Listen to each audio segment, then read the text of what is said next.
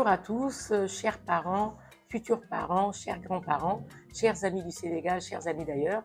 Bienvenue dans ce 9e numéro de l'éducation selon Mariem et Aïda, enregistré depuis le groupe scolaire Mariem et Aïda à Dakar. Bonjour Mariem. Bonjour Aïda. Mariem, quel est le thème que tu as choisi aujourd'hui? Alors le thème c'est au secours, mon enfant ment tout le temps. Alors, je vois que tu appelles au secours, ça veut dire que c'est très important.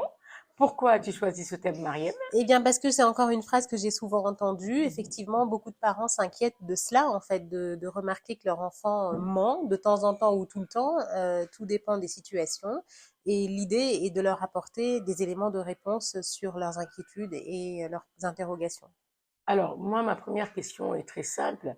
Pourquoi les enfants éprouvent-ils ce besoin de mentir ou en tout cas peut-être de travestir la vérité, de ne pas la dire, de mentir Mhm. par omission? Et pourquoi les enfants ont-ils ce besoin-là et pourquoi ça doit être l'objet d'une émission? Ça veut dire que c'est quelque chose de fréquent. Exactement. Bon, d'abord, il faut peut-être essayer on va dire, pas vraiment de définir le mensonge, parce que évidemment, le mensonge, c'est comme tu l'as dit, un travestissement de la vérité. Mais parfois, les enfants disent quelque chose qui n'est pas vrai, mais ils ne vont pas considérer cela comme un mensonge. Parce que le mot mensonge contient déjà une connotation qui est très négative. Et en fait, lorsque l'on ment avec l'intention de tromper la personne qu'on a en face de soi, avec des conséquences, on va dire, qui peuvent être plus ou moins graves, c'est ça qui peut éventuellement être considéré comme quelque chose de grave et à bannir. Alors que les enfants travestissent la vérité. Ils se racontent des histoires et parfois ils se les racontent à eux-mêmes et ils les racontent à leurs copains, à leurs copines, à leur entourage, que ce soit les parents, les grands-parents. Et donc, ils ne vont pas eux-mêmes le vivre comme un mensonge qui est donc ce péché qu'on leur indique comme étant mauvais et comme étant mal. Alors pourquoi les enfants éprouvent-ils le besoin de travestir la vérité, justement comme tu l'as dit, de raconter des histoires entre guillemets qui ne sont pas vraies, de s'inventer un monde et de le raconter à leurs amis et peut-être même de se le raconter? En fait, d'abord, il faut savoir que mentir est une phase normale dans le développement de tous les enfants. Donc, il ne faut surtout pas penser en tant que parent que l'enfant a une perversion, que il est anormal ou que voilà, il n'y a rien d'anormal au fait de mentir et de raconter des histoires. Et les enfants le font d'abord pour attirer l'attention sur eux. Parce que quand on raconte une histoire aussi extraordinaire que par exemple mon père connaît Sadio Mané et déjeune avec lui tous les dimanches, eh bien, je veux dire, c'est évident que c'est une histoire qui est racontée pour épater, Ça pour fait effet, impressionner. Voilà, et lui-même, il aimerait tellement que son père que ce connaisse soit vrai. Sadio Mané et qu'il déjeune avec lui tous les dimanches. Donc voilà, donc ça, ce sont et ce sont les mensonges les plus courants chez les enfants. Jusqu'à l'âge de 6 ou 7 ans, on peut dire que c'est presque un jeu. C'est une manière aussi de se tester, de tester ses talents de conteur, en fait, d'affabulateur, parce que on regarde un peu les réactions des autres, et puis on est content, quoi, quand les autres marchent, et qu'ils se disent il se dit que l'enfant, en fait, est acteur.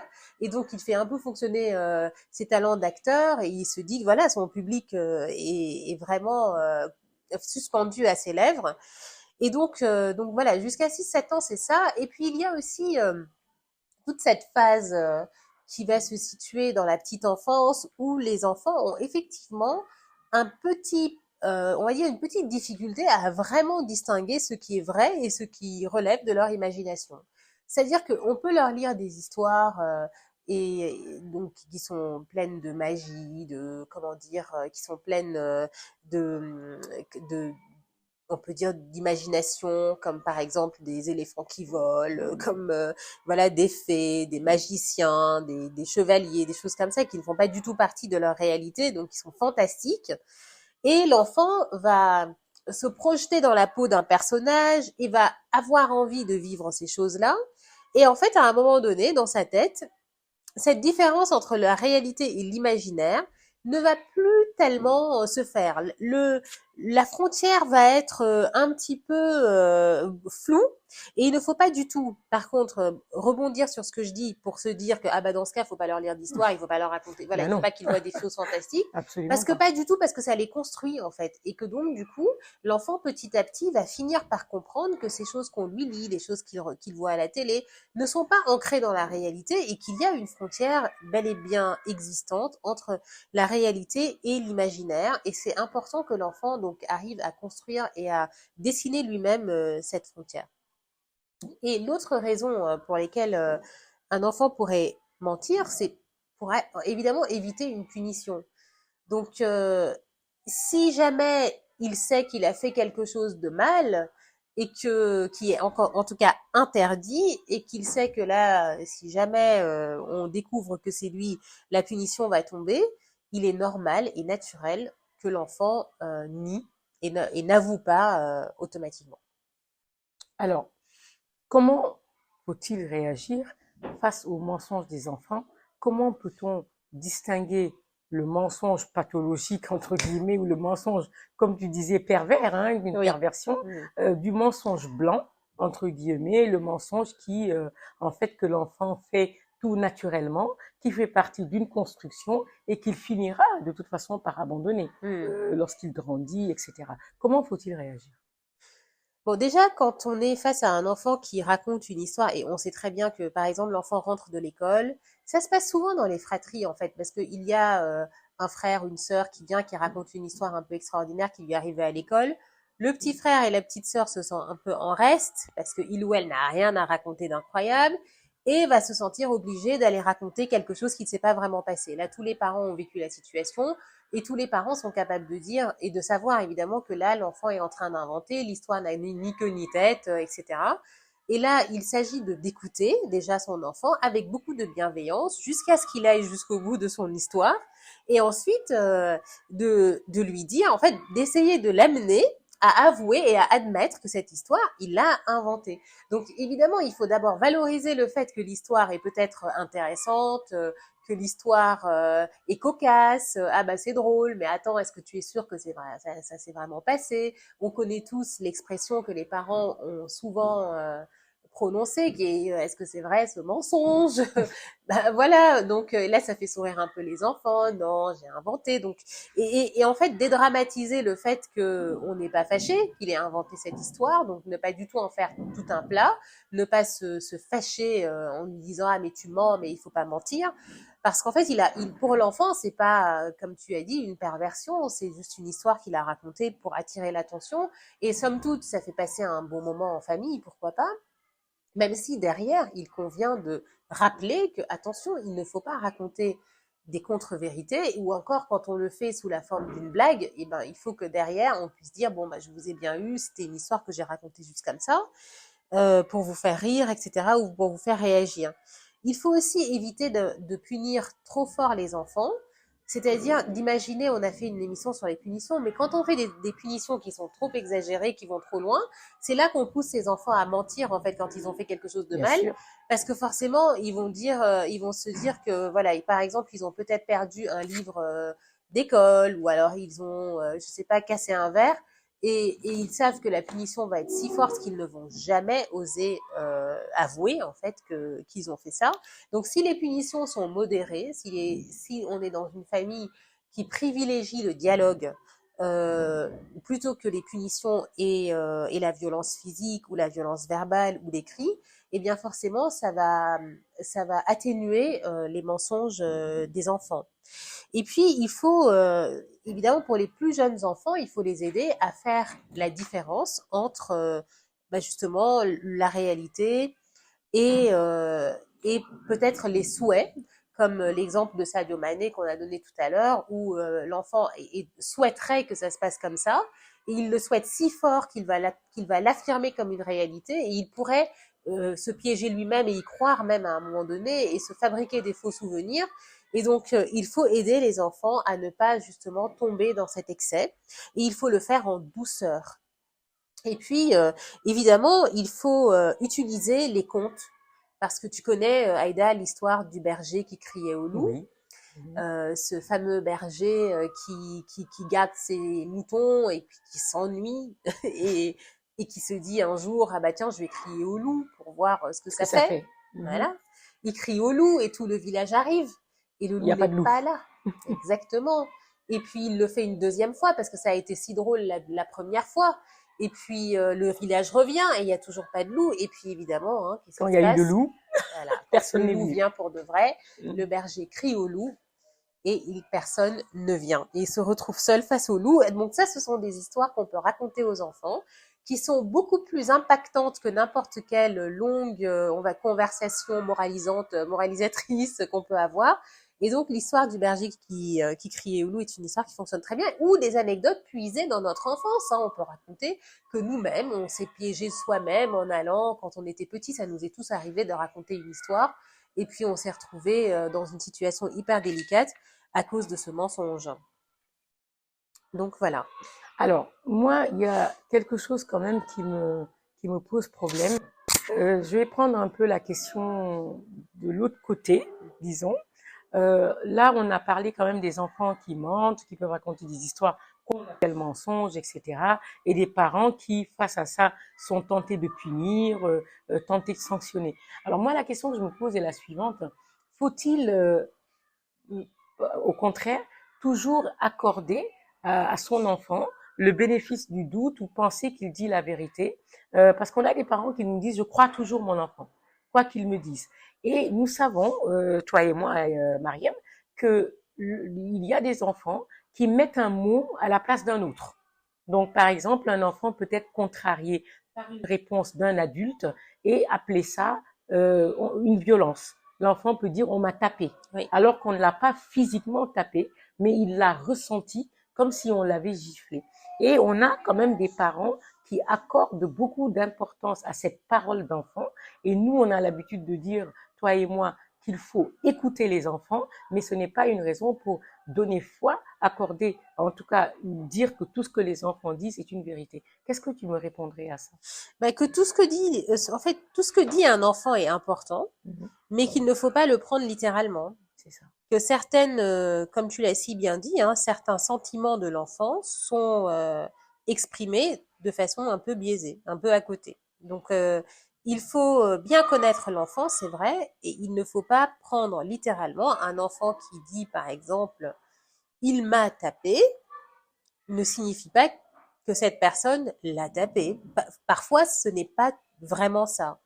Parfois, même, un enfant qui a reçu une menace de coup, en fait, va substituer cette menace au coup parce que dans sa tête et dans son ressenti, la menace a été suffisamment violente pour lui donner même l'impression d'avoir reçu le coup. Et de la même manière, un enfant sur lequel on crie, c'est pour ça que le cri c'est violent, c'est vraiment très violent et souvent les adultes ne s'en rendent pas vraiment compte de la portée du cri justement parce que l'enfant va le ressentir comme une violence physique. Et il peut le raconter en disant il m'a tapé ou elle m'a tapé. Et en fait, c'est parce que la personne a crié ou parfois même a eu un geste, a fait des gros yeux ou alors à regarder l'enfant de haut. Il faut savoir qu'un adulte, c'est toujours très impressionnant pour un enfant. L'enfant est petit, hein, l'adulte est 2 fois, 3 fois plus grand. Et donc quand l'enfant est là si petit et avec un adulte très grand qui le regarde comme ça de haut et écarquille les yeux, par exemple, ça peut donner quelque chose d'extrêmement impressionnant et et en fait l'enfant va l'exprimer par des mots qui ne décrivent pas une réalité, mais qui décrivent un ressenti. Et donc, et là, on peut pas vraiment parler de mensonge. C'est vraiment plus on va dire l'expression d'un ressenti. voilà, c'est l'expression d'un ressenti, mais c'est difficile pour l'enfant. Les enfants ne disposent pas d'un vocabulaire aussi varié que les adultes, ne disposent pas de l'expérience des adultes Donc, aussi. ils utilisent ce qu'ils ont à portée de... Voilà, exactement. Et parfois, c'est pas des mots. Parfois, c'est que l'enfant va se mettre à se faire pipi dessus souvent, ou va trembler, ou va manger moins, ou manger plus, etc. Et donc, ce sont des expressions de mal-être, comme peut l'être le mensonge d'ailleurs. Ça peut être une expression de mal-être. Très, très bien. Entendu. Alors, ceci étant dit, sachant que les enfants peuvent donc travestir la vérité, exprimer leur ressenti d'une certaine façon, moins proche de la vérité qu'on le penserait nous adultes, quand est-ce qu'il faudrait vraiment s'inquiéter du mensonge d'un enfant? Il faut s'inquiéter quand c'est vraiment, vraiment systématique. Quand vraiment, là, on est face à un enfant, quelle que soit la question qu'on lui pose, la réponse, elle est toujours à côté. Donc là, ça peut être inquiétant parce que ça veut dire justement, comme je viens de le dire, que ça cache un mal-être. Que l'enfant, en fait, vraiment n'aime rien de ce qui se passe dans sa vie et donc il masque tout ce qui se passe par un mensonge et qu'il a besoin de vivre dans ce monde imaginaire qu'il se crée. Donc il ne ment pas par perversion, il ment parce que il n'aime pas sa vie. Donc il va inventer qu'il vit dans un château, il va inventer et il va filer la métaphore, quoi. Il va continuer, voilà, il va peut-être inventer euh, les origines de ses parents, ses propres origines, etc. Donc, et là, ça signifie vraiment qu'il y a un problème. Et l'enfant qui ment toujours aussi sur ce qui se passe à l'école, eh bien, il faut vraiment s'interroger sur ce qui se passe vraiment à l'école pour que l'enfant ait besoin de le masquer à ce point. Et peut-être aussi que l'enfant vit une situation qui le diminue beaucoup. Par exemple, et c'est pour ça d'ailleurs qu'il faut un peu faire attention aux discours très stigmatisants des parents. Par exemple, il y a des parents qui vont dire à leurs enfants, dans notre famille, on est fiers, on ne se laisse pas insulter, on ne se laisse pas battre, nous ne sommes pas faibles. Et en fait, là, l'enfant, il va se dire, aïe, aïe, aïe, moi, à l'école, je me fais insulter régulièrement, on me tape, on me raquette. Bah oui, et donc, dans une telle situation, il ne va jamais oser raconter à ses parents ce qui se passe. Et donc, en fait, il va entrer dans une spirale du mensonge qui fait qu'il va même mentir sur des choses qui ne valent pas la peine qu'on mente et qui n'auraient pas dévoilé sa vraie situation à l'école. Et c'est d'ailleurs comme ça qu'on peut se rendre compte qu'il y a peut-être un problème. C'est quand on se rend compte que son enfant ment, même pour des choses qui ni ne vont l'empêcher d'avoir une punition, ni lui apporter quelque chose. Donc il ment en fait par réflexe. Et là, il convient d'aller l'observer beaucoup plus, de discuter avec lui, de parler beaucoup plus avec l'enfant pour éviter évidemment qu'il cache quelque chose de grave. Et puis, et j'aimerais quand même aussi dire une chose importante, c'est que il faut faire attention à son attitude de parent, parce que parfois les enfants mentent parce qu'ils entendent leurs parents mentir en permanence en fait. C'est-à-dire que aussi par mimétisme et par jeu, parce que bon, ils voient que leurs parents régulièrement disent des choses qui sont pas vraies. C'est être au téléphone, où est-ce que voilà. tu es, de dire tu es au marché pendant que tu es à la maison. Voilà. Tu es à la maison, tu es au marché. En fait, les enfants entendent. Ben voilà. Donc en fait, finalement, ils vont banaliser le mensonge. Absolument. Ils se dire bon bah voilà, c'est pas grave de mentir, donc moi aussi, allez, je vais le faire. Tout à fait. Alors maintenant, Mariam, c'est vrai aussi étonnant que ça puisse paraître, ça t'étonne peut-être pas toi, mais il y a des enfants qui ne mentent jamais et qui, on se rend compte qu'ils disent toujours la vérité, que tout ce qu'ils disent correspond à ce qui se passe réellement. Et étant donné que tu nous dis que le mensonge est une façon aussi de se construire, ces enfants-là sont-ils les enfants qui se construisent vraiment? Alors c'est ça qui est, je pense que cette situation est bien plus inquiétante que les enfants qui mentent tout le temps. Tout à fait. Parce qu'un enfant qui ne ment jamais, jamais, ça veut dire que c'est un enfant qui est trop aux prises avec la réalité factuelle, dans le sens où l'enfant ne dit que ce qu'il voit. Et donc, ça veut dire que l'enfant ne se projette dans ne se projette pas dans son imagination, ne construit rien en fait au-delà de ce qu'il est capable de voir. Et donc, en fait, il n'est pas encore capable d'imaginer quelque chose qui n'est pas, qui n'existe pas encore. Il n'invente pas, il ne crée pas. Et par exemple, ce sont des enfants qui vont avoir beaucoup de mal à écrire une rédaction à l'école parce que il faut quand même un peu inventer des situations. Donc, ce qui veut dire que voilà, la capacité d'invention, elle est extrêmement importante. C'est la capacité de projection, même dans l'avenir. C'est-à-dire même de se dire plus tard, je voudrais être astronaute, docteur ou écrivain. Donc, et l'enfant ne va pas réussir à véritablement se projeter aussi loin parce qu'il est il est seulement dans la réalité factuelle. Et souvent aussi, on va remarquer que cet enfant ne va pas développer beaucoup d'empathie parce que quand on ment, parfois c'est aussi pour protéger. On ment pour protéger son frère ou sa sœur. On ment parce qu'on ne veut pas heurter ses parents, parce qu'on sait peut-être qu'on a fait quelque chose, ça va leur faire du mal. Ou alors la maman fait ou le papa fait un repas qui n'est pas très bon. Et en fait, on va le goûter puis on va dire mais si c'est très bon, Mhm. papa ou maman. Et à ce moment-là, l'enfant ment parce qu'il n'a pas envie de faire de mal. Et donc c'est ça le mensonge. Mais alors un enfant qui dirait ah papa ce que tu as préparé c'est vraiment pas bon, hein, c'est vraiment meilleur quand c'est maman qui le fait. C'est quand même là on assiste à un manque d'empathie et donc là il convient aussi de se poser la question pourquoi est-ce qu'un enfant est justement trop sur les faits, pas assez dans son imagination, pas assez d'empathie et ça peut même amener à se poser même la question du besoin affectif ou du manque affectif d'un enfant parce que ça peut aller aussi jusque là et qui ne reçoit pas suffisamment d'affection, donc il ne va pas réussir à redistribuer, redonner de l'affection, et donc se poser vraiment des questions, oui, sur l'environnement de l'enfant et son état d'esprit et son état de bien-être. Mais on va quand même pas lui dire de mentir, ni l'inciter à raconter des choses qui ne seraient pas. Non, pas du tout. D'accord, C'est-à-dire que c'est juste une alerte. d'accord. C'est une alerte qui va nous permettre de savoir, Ça doit voilà, que alerter le parent pour qu'il se exactement, dise. quand on a cet enfant qui plaisante pas, parce que mentir, entre guillemets, comme on a dit, c'est inventer des histoires, donc on est dans le Oui, second bien sûr. degré, donc voilà, on plaisante un peu, donc qui se projette pas du tout dans son imagination. Là, c'est toujours un peu inquiétant, effectivement, sur la psychologie de l'enfant. Effectivement, comme je l'ai dit, l'enfant se construit aussi, comme l'enfant se construit sur l'opposition et la désobéissance, l'enfant va aussi se construire sur sa capacité à mentir et puis aussi après à avouer, hein, tout ça. Oui, bien sûr. Voilà, ça se tient en fait, tout se tient. Voilà. Et de toute façon, notre credo ici, nous le savons, l'éducation, c'est par l'exemple. Comme tu l'as dit tout à l'heure, nous devons faire attention nous-mêmes, parents, à ce que nous faisons, ce que nous disons, et sachant que, effectivement, les enfants nous copient, et le meilleur moyen de les redresser, c'est d'être droit. Exactement. Je te remercie, Mariem. Tu nous as apporté beaucoup de réponses, comme d'habitude. Chers amis qui nous avez écoutés, nous vous remercions. Nous vous remercions d'avoir écouté cette émission sponsorisée par BD Passion Dakar, bibliothèque, librairie, centre d'éveil et d'activités culturelles basé à Dakar. Merci, Mariem. Merci Aïda. Et n'oubliez pas de commenter, liker et partager. À bientôt.